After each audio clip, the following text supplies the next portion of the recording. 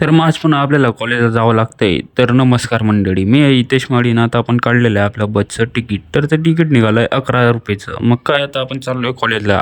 रोज कॉलेजला जाऊन येईन लई कंटाळलेलो आहे मी, पण काय करतं, जावं तर लागतंय ना. मग आज काय होणार आहे नेमकं काय माहीत नाही, ते बघत राहा तुम्ही. त्यानंतर आपण संतोषी माता चाललो आहे आता, आणि आता बसणार आहे आपण रिक्षामध्ये. तर त्याआधी आपल्याला चालून जावं लागतं संतोषी मातापर्यंत. कारण की तिथं बसने जात ना, तर आता आपल्याला एकदम राजासारखी फील येत होतं, कारण की ड्रायव्हर शिवाय आपण एकटाच होतो. त्यानंतर मग आपली कॉलेज पण येऊन गेली. आता बघा काय झालं. जोगिंदर पहुंच गया है कॉलेज में, अभी देखेंगे आगे क्या होता है.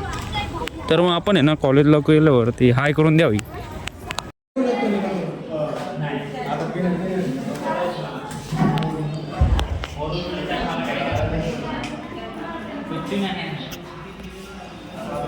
वही जोगिंदर अभी जा रहा है वही अटेंडेंस लेने के लिए.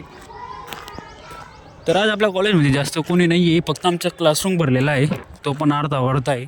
बाकीतलं काम तुम्ही बघू शकता झालेलं आहे ऑलमोस्ट. तर चला आता अटेंडन्स घेऊ आणि वरती जाऊ.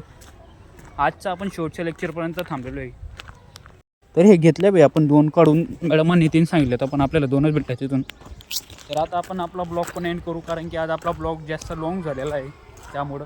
चला भेटू आता पुढच्या ब्लॉगमध्ये, तेवढ्यासाठी बाय.